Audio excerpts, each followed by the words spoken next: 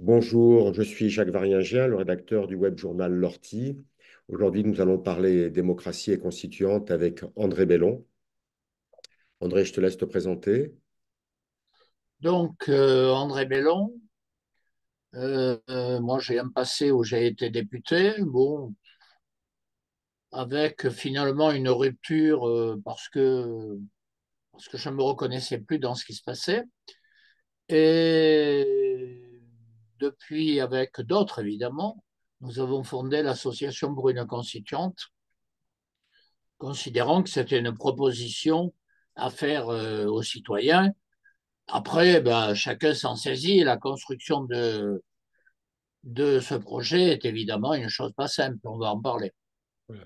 Donc, avant d'arriver à la solution pour la constituante, d'abord l'état des lieux qui te fait penser, qui nous fait penser que la démocratie traverse une mauvaise passe pour le moins. Bien, ça fait quand même un certain nombre d'années que nous, enfin quand je dis nous et d'autres, hein, on ne prétend pas être propriétaire d'un discours, hein. Au contraire, en plus il y en a, mieux c'est. Mais enfin, ça fait donc un certain nombre d'années que nous et d'autres, nous disons que nous sommes dans une crise de la démocratie et dans une crise du système politique en France. Enfin, pas seulement en France d'ailleurs, hein, dans l'Europe en particulier et dans l'Occident plus généralement. Cela étant, euh, beaucoup de gens, beaucoup de citoyens reconnaissent qu'il y a un vrai problème, et d'ailleurs nous discutons avec de plus en plus d'entre eux, mais il y a toujours un certain nombre de personnes pour nous dire, mais non, il n'y a pas crise de la démocratie, il y a simplement que les gens ne sont pas conscients qu'il faut, il faut suivre les projets que nous avons, etc., etc. Enfin, vous avez entendu ça comme moi, je suppose. Bon. Et je ne comprends pas ce que ça veut dire. Si on considère qu'il n'y a pas crise de la démocratie en ce moment, enfin, il y a quand même assez de signes comme quoi il y a...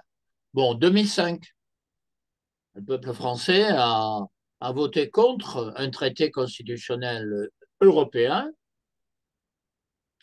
dont on découvre d'ailleurs de façon évidente aujourd'hui qu'il était tout sauf démocratique.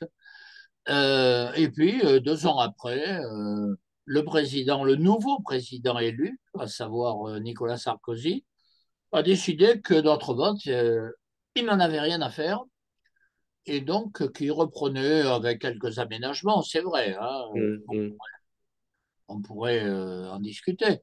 Mais enfin, il reprenait l'essentiel du texte. Voilà. hum. Donc, bon, ça s'appelle une insulte faite au peuple français.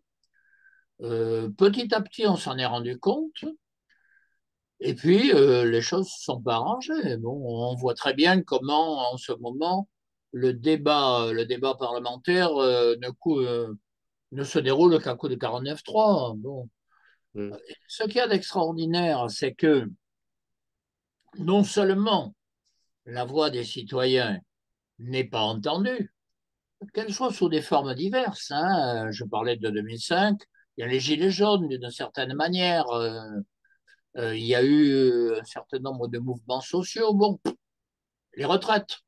Mhm. Ce qu'il y a d'extraordinaire et qui quand même commence à être enfin admis, c'est que non seulement on bafoue la volonté des citoyens, mais on bafoue le Parlement lui-même maintenant. Également. Bon, la loi retraite, enfin la manière dont elle est passée, c'est tout sauf démocratique. Bon, à telle enseigne que le président du groupe Elliott, Bernard Pancher, a dit au point où on en est, pourquoi ne pas supprimer le Parlement? Ah oui, ça serait plus rapide. Mhm. Bon. Donc, cette crise, elle est là. Et elle est là parce que, quelque part, on refuse de regarder les choses en face. À savoir que la démocratie, c'est, d'ailleurs c'est marqué à l'article 3 de la Constitution, hein, la souveraineté nationale appartient au peuple qui l'exerce, etc. Donc la démocratie, c'est la souveraineté du peuple. Ce qui veut dire deux choses. Premièrement, il y a un peuple. Deuxièmement, c'est lui à qui appartient la démocratie. Voilà. Et on refuse de poser cette question. Et plus ça va d'ailleurs, plus on refuse de la poser. Oui. Voilà. Avec- Et donc, bah, il y a un moment où il faut revenir à la base, c'est-à-dire, comme on dit au Monopoly, à la case peuple. oui. Voilà. Avec un argument que j'ai entendu encore récemment dans la bouche des journalistes, hein, qui répètent ça à l'envi, on ne peut pas faire des référendums parce que les gens ne répondent pas à la question. C'est-à-dire qu'il y a un très grand mépris, il y a un très grand mépris pour le peuple, hein, Alors, pas pour les électeurs, avec cet argument, c'est-à-dire les gens ne sont pas à la hauteur du dispositif, quand donc on ne peut j'entends pas ce leur... genre de choses, quand j'entends, je l'ai entendu plusieurs fois, hein, Oui, j'ai un profond, profond mépris pour ceux qui le disent. eh oui, C'est pas tellement que je trouve ça inadmissible que j'ai envie de leur taper dessus. Non, j'ai un profond mépris. De quel droit ont-ils décidé que les gens ne comprennent rien, parce que oui, eux, sans doute, ils comprennent, oui, hein, super intelligents. oui, Hein, bon. De quel droit se permettent-ils ce genre de commentaires? oui, Bon. La démocratie, c'est l'idée qui est qui est issue de toute la philosophie des Lumières, que tout être humain est conscient, responsable, hein, et qu'il est capable de réfléchir, d'analyser, de choisir. Voilà.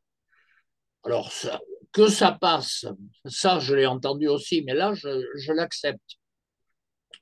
Que ça passe aussi par l'éducation, que ça passe par l'information, etc. Oui, fatalement. bien sûr, une société, c'est pas uniquement un agrégat de personnes pris au hasard comme ça, non, pas du tout. Mais une fois qu'on a admis cela, euh, on respecte le citoyen. Mm, La démocratie, c'est d'abord le respect du citoyen. Et lorsque les gens qui font ce genre de commentaires, hein, les journalistes, par exemple, j'en ai entendu, je ne les citerai pas pour qu'ils ne soient pas ridicules une fois de plus. Euh, c'est pas leur rôle. Hein. Leur rôle, c'est de présenter l'information. mm, C'est pas de porter un jugement sur les citoyens. mm.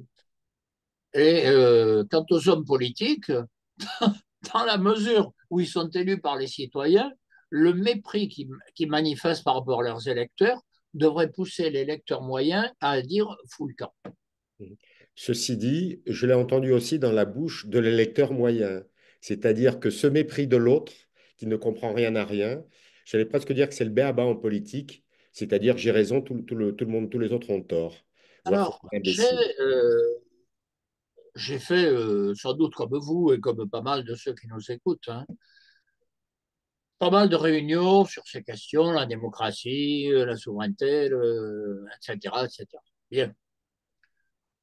Lorsque je parle justement du peuple, il y a toujours, pratiquement toujours, une ou deux personnes qui se lèvent. Oui, oui, oui, oui, oui, oui, oui, oui, oui. Mais le peuple, il comprend rien, ce que vous venez de dire, etc. À quoi je réponds en général, vous êtes au courant que le peuple, c'est vous aussi. Et oui, C'est pas les autres, c'est vous. Hein. Donc, si vous dites que le peuple est idiot, vous dites je suis idiot, si je comprends bien. Bon, le complètement. peuple, c'est tout le monde. Il n'y a pas des gens qui ont le droit, par rapport à d'autres, de s'ériger en censeur. Alors, je sais que dans les projets que, que nous entendons, il y a un certain nombre de personnes qui disent oui, le peuple, nanana, oui, il ne comprend rien. Enfin, je reprends ce que vous disiez. Hein. Bon. Mais moi, j'ai le bon projet euh, que je vais faire accepter. Donc, il y a des gens qui s'érigent en être suprême. Bon. Mhm. Je dirais qu'au mieux, ce n'est pas très démocratique. Au pire, c'est une conception dictatoriale. Oui. Ce n'est pas la mienne. Mhm. Mhm. Alors, qui a un besoin d'information, d'explication, de débat, de contradiction? Oui, bien sûr. Mais c'est tout ça qui manque dans la période actuelle. Quelque part, bon, je ne dis pas que la démocratie était parfaite autrefois. Il ne faut pas non plus plaisanter. mais par rapport à ce qu'elle est devenue, on peut dire qu'il y a des moments Oui, où elle était plus intéressante. oui, Bon, oui. Moi, je rajouterais que en 58, quand la Constitution a été votée, elle a été votée sans clause de revoyure. C'est-à-dire sans que, sans clause de revoyure. C'est-à-dire qu'il y a une génération qui a défini une constitution sans dire, par exemple, tous les 10 ans, il y a une constituante qui va réélaborer la règle du jeu. Alors, On se ça, retrouve aujourd'hui. c'est une vraie question, ça. Le problème de 58, on ne le dira jamais assez, hein, c'est que le problème essentiel, c'était la guerre d'Algérie. Oui, Que pour des raisons qu'on ne va pas évoquer aujourd'hui, parce qu'on y est encore dans un moment, la quatrième République n'a pas été capable de faire face de façon digne aux guerres coloniales,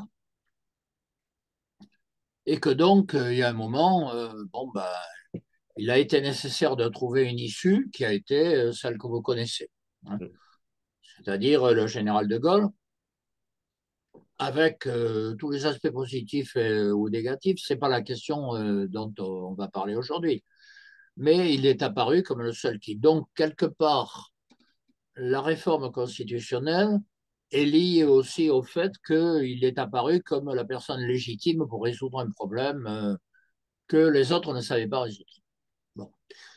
Donc, voilà. Alors, je pense qu'on n'aura pas le temps de s'étendre là-dessus. En plus, il faudrait quand même un ou deux historiens de la période. Mais je ne suis pas sûr que là, pour le coup, on ait voté uniquement sur le texte. On a évoqué pour trouver une issue à quelque chose de dramatique. Bon.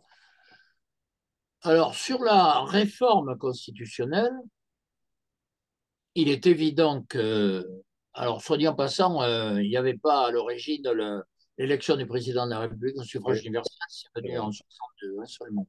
Oui, Euh, et là, c'est après l'attentat du petit Clamart, enfin bref, on ne va pas refaire toute l'histoire, hein, mais c'est une histoire très confuse, très chaotique, dont la France est sortie tant bien que mal, heureusement d'ailleurs, et bon, je ne suis pas sûr qu'il y avait beaucoup d'autres solutions, mais ce n'est pas la question que nous évoquons. En revanche, la question que vous posez, c'est est-ce qu'il y a nécessité de réforme des institutions? Ce qui est, à mon sens, nécessaire aujourd'hui. Mais bon, on peut en débattre. Bon. Je dirais par rapport à ça deux choses. D'abord, ceux qui disent la Constitution, elle est parfaite, il ne faut pas la changer, sont ceux qui ne savent pas ou font semblant de ne pas savoir que de toute façon, elle est changée tous les jours par hum, le biais de l'Union européenne. hum, Alors, cessons de raconter des plaisanteries. Hein. Elle est en cause, en toute hypothèse. Hein.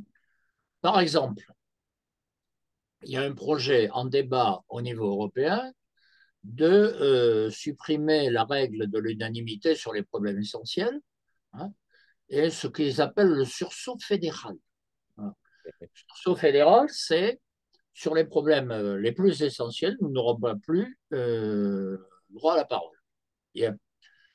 Vous avez certainement remarqué qu'il y a eu un appel de 50 personnes qui ont dit ce n'est pas possible et on ne peut pas accepter ça. Comme il se trouve que je suis une des 50, je me permets de le signaler au passage. Bon, ce n'est pas acceptable. Et en tout cas, ce n'est pas acceptable, et c'est ça que nous disons dans le texte en question, sans référendum.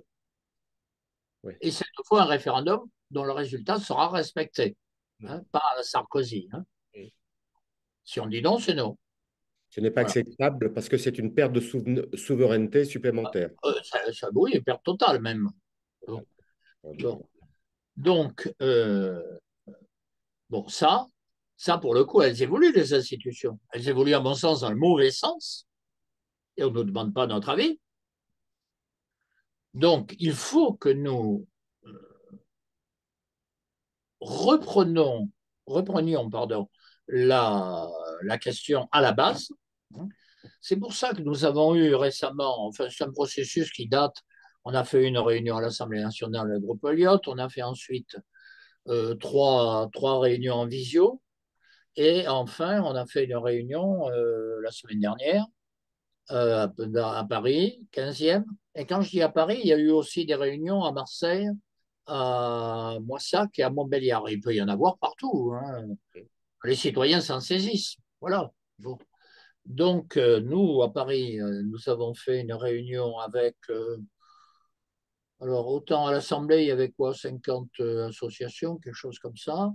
Là, c'était moins mobilisé les vacances, on en a eu plus de 15 quand même. Mhm. On a un débat, toutes les vidéos sont sur notre site, là, Pas de lien, www.pourrieux.fr. oui. Et nous avons dégagé, ça je crois que c'est important, 4 ou 5 phrases qui sont un fond commun. Nous sommes tous d'accord sur cette idée. En particulier, la Constitution appartient au peuple. Il ne peut pas y avoir de changement constitutionnel sans référendum. Mhm. Le droit européen ne saurait primer le droit national sans qu'il y ait référendum sur cette question. Mhm. Or, aujourd'hui, on dit qu'il prime. Pourquoi? Parce que le Conseil d'État l'a décidé. Pourquoi l'a-t-il décidé? Est-ce qu'on n'aurait pas pu en parler? C'est quand même un problème qui concerne tous les citoyens. En Allemagne, ils ont décidé le contraire. Donc, ça se discute. Donc, on retombe toujours sur cette question. La souveraineté nationale appartient au peuple. C'est fondamental, cette question-là. Et donc, la question, une fois qu'on a admis ce principe, la question, c'est comment on le fait vivre. Mhm. Et la constituante, bah, c'est une manière de faire vivre. Alors, pour répondre à certains qui s'en moquent, on ne va pas faire une constituante demain. Ben oui, bien sûr, on ne va pas faire une constituante demain. Il y en a eu 6 en France, ça a résulté de processus historiques assez longs. Encore que maintenant, on est au cœur de la crise et que la question est ouverte. Mais bon, OK. Il reste que quand on pose la question constituante, ce n'est pas pour dire on va la faire tout de suite et n'importe comment, pas du tout. C'est Mhm. pour dire c'est un symbole pour dire que la souveraineté appartient au peuple et que donc nous cherchons à mobiliser, à rassembler les citoyens de telle façon que justement ils se réapproprient ce bien naturel. Mhm. C'est tout. Alors, est-ce que pour autant, ce mouvement-là est un mouvement souverainiste au sens politicien du terme? Ça veut dire quoi? Et oui, ça veut dire quoi, être souverainiste? Moi, je veux pas. Si on dit que le peuple veut se réapproprier la souveraineté nationale, je ne sais pas si ça veut dire souverainiste, mais à ce moment-là, vous admettez que la Constitution actuelle est souverainiste, puisque c'est écrit dans l'article 3. Hein. Oui, Bon. Donc, je ne oui, sais pas ce que ça veut dire, ce genre oui, de choses. oui. J'ai cru comprendre, il y a un certain nombre de mots. Il faut bien savoir que la vie politique, ce n'est pas à vous que je l'apprendrai, hein, fonctionne souvent sur des mots. Le mot a son importance, on l'utilise, on le réutilise, et on l'utilise tellement que finalement, on lui fait dire ce qu'on n'a pas envie d'entendre. Hein. Populiste, ça veut dire quoi? Oui. Ça veut dire que la souveraineté nationale appartient au peuple? Ben oui. Ben oui. Pourquoi est-ce que c'est devenu péjoratif? Bon, à l'origine, le populisme, c'est un mot qui avait été inventé par les Québécois là, dans leurs problèmes au Canada. Bon, personne ne songe à dire que les Québécois, c'est des abominables. Bon, populisme. Après, ça a été aussi un mot utilisé par des anarchistes russes, je crois, fin 19e siècle. D'accord. C'est des visions. Ouais. Et arrêtons de dire populisme dès qu'il s'agit du peuple. Le peuple est souverain. Voilà. On a le même problème avec le terme de nation, Alors oui, puisque, bien sûr. puisque la campagne, c'est nation, nationalisme égale guerre. J'aimerais, moi, ceux qui critiquent, je crois que tout concept peut être critiqué. C'est normal. Ça fait partie du débat politique et du débat philosophique. La nation, c'est un concept. Le peuple, c'est un concept. La souveraineté, c'est un concept. Voilà. Ils peuvent être critiqués, puis en plus, ça dépend de la définition qu'on leur donne. Bon. Mais ayons le débat sur la définition qu'on leur donne. Alors si par contre, quand vous dites nation, ça veut dire on s'isole, genre Albanie, vous savez, Mhm, on s'isole contre les autres, c'est idiot. Bon, c'est idiot pour au moins pour deux raisons. D'abord parce que ceux qui critiquent l'évolution de l'Union européenne actuelle, hein, feraient bien de regarder que les réalisations importantes qui ont été faites en Europe depuis les années 50, hein, euh, je pense Airbus, Ariane, ce sont des réalisations intergouvernementales. Ce ne sont pas des réalisations fédérales, mhm, intergouvernementales, avec trois ou quatre pays qui se mettent d'accord en disant on va faire l'Airbus. Bon, on ne s'isole pas en faisant ça. C'est la manière de le faire qui est posée. Deuxième remarque, au cas où certains ne l'auraient pas remarqué, je pense qu'ils le savent mais qu'ils ne veulent pas, c'est que tel que nous présentent les super fédéralistes européens, c'est quoi qu'ils veulent construire? Une nation européenne.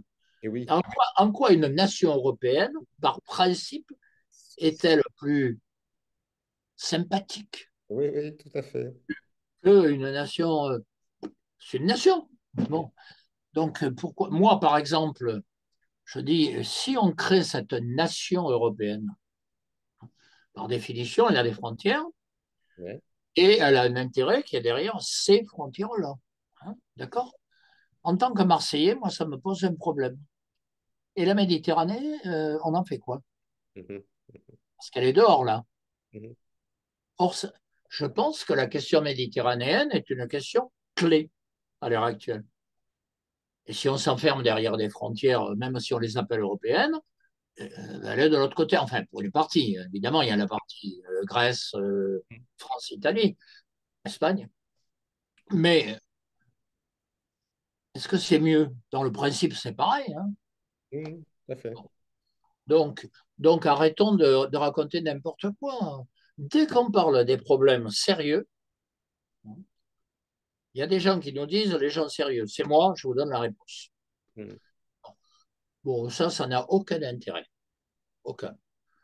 Et j'aimerais bien que moi, ceux qui se disent démocrates, parce qu'il y en a pas mal en ce moment, hein, ouais, veuillent bien assumer ce que ça signifie. Hein. ouais. Ça ne veut pas dire que c'est eux tout seuls qui font le truc et qui l'imposent à tout le monde. Hein. Mhm, On en connaît quelques-uns qui jouent à ça. oui. Ce qui questionne, hein, que je questionne toujours ce principe de représentativité, c'est-à-dire comment on réduit la démocratie à l'élection de représentants. Alors ça, c'est une vraie question. Autant, je pense qu'il y a des moments où on a besoin de représentants, je sais pas moi, pour discuter, par exemple, des grands problèmes d'aménagement du territoire. Bon, il faut bien des représentants des territoires. Bon. Autant, on a trop tendance à dire, du moment qu'il y a des représentants, ça doit être tels qu'ils sont aujourd'hui et pas autrement. Ils peuvent être autrement. Bon. On a trop tendance à dire, c'est parce qu'ils sont élus. Pourquoi? La différence entre celui qui est élu et celui, puisque c'est la mode, tiré au sort, c'est que celui qui est élu a un mandat, celui qui est tiré au sort n'en a pas. Mhm, Le problème n'est pas qu'ils aient un mandat. À partir du moment où il y a élection, en théorie, il y a un mandat. Bon. Le problème est qu'ils aient un mandat clair et qu'ils soient obligés d'en tenir compte. C'est ça la vraie question aujourd'hui. mhm. Quelque part, la plupart des élus semblent considérer qu'ils n'ont pas réellement de mandat. Alors, doit-il être impératif, révocatoire? Ça, c'est tout un Oui, débat. Hein. oui, et oui. Ça, c'est un vrai débat. Bon, il faut l'avoir sereinement. Mais n'empêche qu'il y a bien un mandat. Oui. Comment identifie-t-on ce mandat et comment l'applique-t-on? C'est ça la vraie question. Bon, le reste c'est des discussions parce qu'il y a des gens qui ont envie qu'on change le système parce que ça les arrange. Alors, il faut qu'il y ait des débats. Le problème, c'est qu'on n'a pas de dispositif citoyen pour débattre. des questions dont on parle. Ouais, c'est vrai. Donc, on en est réduit, entre guillemets, à chercher des militants, à faire, nous, j'allais dire, le travail que l'institution devrait organiser. De mon point de Peut-être. vue, de mon point de vue, c'est l'organisation sociale, hein, donc les élus, qui devraient systématiquement organiser le débat démocratique. Or, ne le faisant pas, on est condamné à le faire nous, avec les aléas qu'on... Peut-être que ça donne à vous, comme à moi, comme à d'autres, oui, un petit rôle dans la recherche de la sortie de crise. Oui, c'est ce qu'on essaie de faire à notre niveau. C'est bien. Bon, je ne dis pas que ça règle tout, loin de là, Oui, mais, mais c'est nécessaire. Voilà, je dis toujours, comme on dit en maths, c'est nécessaire même si ce n'est pas suffisant. ouais, oui, Mais oui, oui, bien sûr que la solution n'est pas évidente, bien sûr, parce que quand vous parliez des gens qui ne sont pas au courant, la réalité, c'est que ça fait des années qu'on les endoctrine pour expliquer qu'ils ne comprennent rien, hein. Bon, oui, bon. Alors ça s'appelle de l'abêtissement. Ça ne s'appelle pas le fait qu'il faut mépriser les citoyens. Non. Tout est fait pour que justement ils ne participent pas oui, réellement. Bon. Là, oui, il faut retrouver les moyens qu'ils participent. Il faut retrouver, oui, la manière de remobiliser sur cette question. Un citoyen, c'est quelqu'un qui est censé penser, choisir, réfléchir, contrôler, etc., etc. Bon. Moi, je relisais, c'est pas vrai que dans l'histoire de France, on n'a pas. Il y a eu des périodes très intenses sur le débat démocratique, hein. oui, Par exemple, la période après la guerre de 70 et la Commune, qui a mené au renversement de MacMahon en 75. Euh, il y a eu, pendant la Révolution française, des débats très intenses avec des clubs. Aujourd'hui, on appellerait ça des partis, mais enfin bon, c'est un peu ma idée, hein. Aujourd'hui, le problème, c'est que les partis, aujourd'hui, ne participent plus à cette recherche de l'intérêt collectif. Vous voyez, mm, on parlait de l'Europe là tout à l'heure. Je relisais récemment, parce que nous avons fait ce texte-là sur le sceau fédéral. Bon, je relisais le discours de Pierre Mendès France, hein, mm, lors du vote sur le traité de Rome, hein, qui a donné naissance à la communauté économique européenne. Il a voté contre ça. Les partisans, les gens qui défendent Mendès France dans l'histoire oublient souvent que cet aspect. Ce discours est extraordinaire. Il est sur notre site aussi, sans plaisir d'auteur, si je peux dire. Mais c'est très intéressant la manière dont il pose la question. Et quand il dit, à la fin, hein, une démocratie peut mourir de deux manières. Soit elle cède tout le pouvoir à un homme providentiel qui va théoriquement exercer le pouvoir parce que pour des raisons diverses, il estime qu'il en a les possibilités, les moyens, soit par un recours à la technique, c'est-à-dire à un milieu technique qui, au nom de la technique, va imposer ses solutions qui ne seront pas discutables. oui, C'est un peu ça qui se passe en ce moment. Bon, mm, voilà. Et en même temps, il y a les deux, puisque aussi bien le pouvoir du président de la République est d'une force incroyable, et en même temps, il y a le pouvoir de la technique. Alors là, c'est la oui. totale, je peux dire. Oui, oui, on arrive au bout de la logique, effectivement, Oui, on arrive au bout, ça c'est clair. avec les algorithmes, etc., qui fait que on gère plus la machine, c'est la machine qui nous pilote. Il va nous rester moins de 10 minutes. Est-ce qu'on pourrait parler de la suite alors? Qu'est-ce qui va se passer après le 4 mai où ces associations se sont Alors, rassemblées pour discuter de la notion de peuple, de nation, de souveraineté, d'Europe? nous, ce que nous avons proposé, hein, euh, c'est que sur la base de cette réunion du 4 et de celle qui l'avait précédée, bien entendu, hein, parce que il y a une logique, hein, dans laquelle vous avez été vous-même partie prenante, donc je tiens à le signaler au passage. Euh, que les citoyens, s'ils le veulent, au niveau local, parce que nous croyons quand même que le sursaut démocratique, il partira du local. Oui, oui. Je ne vois pas comment il peut partir du national tout seul, je veux dire. Évidemment, il faut qu'il y ait un lien, Mm, mais ce n'est pas un truc totalement pyramidal, ce n'est pas possible. Donc les citoyens au niveau local, je pense en particulier aux communes, évidemment, se saisissent de cette question dans leurs assemblées communales et essaient de voir ce que signifie un certain nombre de principes. Alors, je dis ceux que nous avons identifiés, parce que c'est ceux-là que nous avons mis en avant, mais peut-être y en a-t-il d'autres que nous allons voir émerger dans les réunions. Bon, et partons déjà de ceux-là, au moins on en a. Voilà. mm, Se saisissent de la question sur pourquoi les institutions telles qu'elles sont ne permettent pas de répondre aux soucis démocratiques normaux, légitimes. Qu'est-ce qu'on pourrait proposer à la place et comment se réunir, s'organiser pour le faire? Comment répondre à cette question-là dans le cadre national? Comment y répondre face aux défis que nous pose l'Union européenne?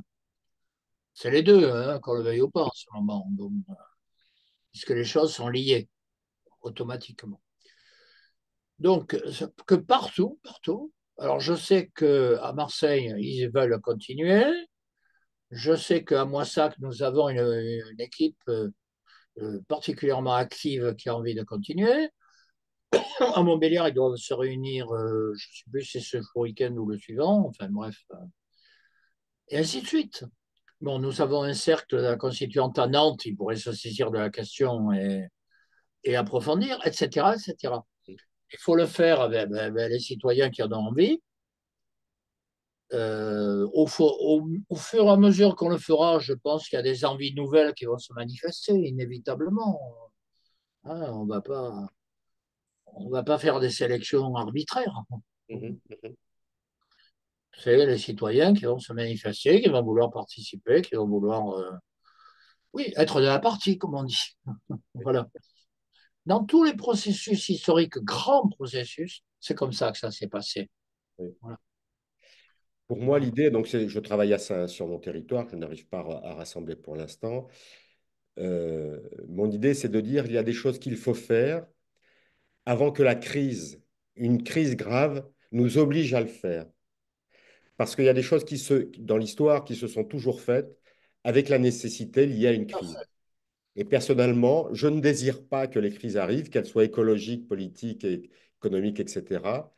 Donc, l'idée, c'est il vaut mieux agir en amont afin de les éviter. Je ne Voilà. saurais C'est ce que que vous à mon approuvez. avis. Pardon? Cela étant, euh, s'il y a crise grave, ça sera peut-être moins démocratique, Et oui, parfois. c'est ça le danger. C'est un Complètement. danger. C'est pour ça que nous disons la constituante, malgré son côté symbolique, bien sûr, c'est plus un processus qu'un aboutissement. Hein, bon. Mais c'est la manière, enfin, ce que nous disons en général, pacifique, démocratique et Oui, rassembleuse face à une crise. Voilà. oui.